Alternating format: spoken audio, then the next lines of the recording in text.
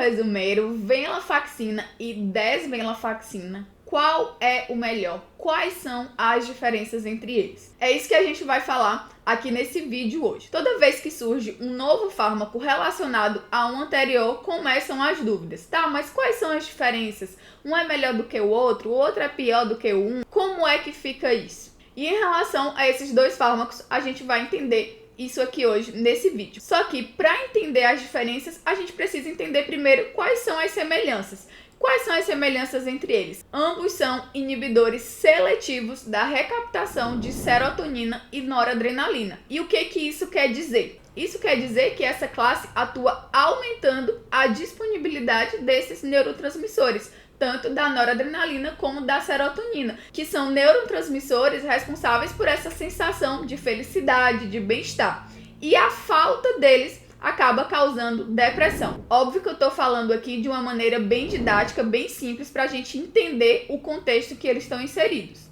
Então isso é o que eles têm de semelhante. Agora vamos entender quais são as diferenças. Então a gente vai entender as diferenças entre eles em relação a 3 critérios principais. O primeiro são os usos clínicos, o segundo, dose, e terceiro, efeitos adversos. Então a gente vai entender relacionado a esses critérios como é que cada um deles funciona. Existem evidências de que possa acontecer uma relação de dose-resposta com a venlafaxina que não acontece com a desvenlafaxina. Vamos entender então como é que isso se dá. Em sua dose terapêutica mais baixa, que é 75 mg por dia, a venlafaxina, ela tem atuação principalmente nos receptores serotoninérgicos. Então, nessa dose, ela é praticamente uma inibidora seletiva de serotonina. E aí, conforme a gente vai aumentando a dose da venlafaxina para 150 mg, 225 mg, ela começa a mostrar uma atividade também para os receptores noradrenérgicos. Apesar de já existirem evidências que mostram isso, é óbvio que isso ainda precisa ser estudado de uma maneira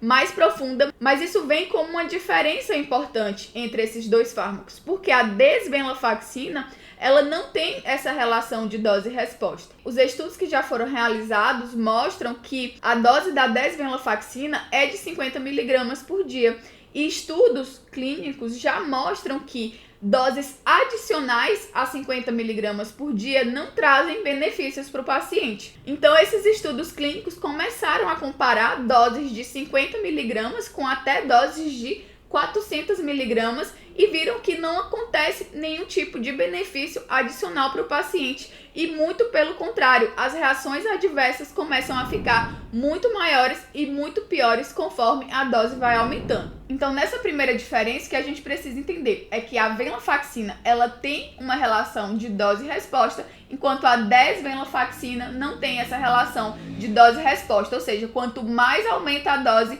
melhor é a resposta. Isso não acontece com a desvenlafaxina, certo? Então, a venlafaxina, ela apresenta efeitos como náuseas, insônia, disfunção sexual e até hipertensão arterial, o que não acontece com a desvenlafaxina. Isso se dá principalmente pela afinidade com os receptores. A desvenlafaxina, ela tem uma afinidade maior, ela é muito mais seletiva do que a venlafaxina. Além disso, a sua janela de segurança também é maior, mas ainda assim ela apresenta algumas reações adversas, como sudorese, náuseas, pode causar insônia também. Então são essas as principais diferenças entre a venlafaxina e a desvenlafaxina, que são principalmente a dose e o potencial de causar ou não efeitos adversos. Então, se você gostou desse vídeo, deixa o seu like aqui, se inscreve no canal e eu te vejo no próximo vídeo. Até mais!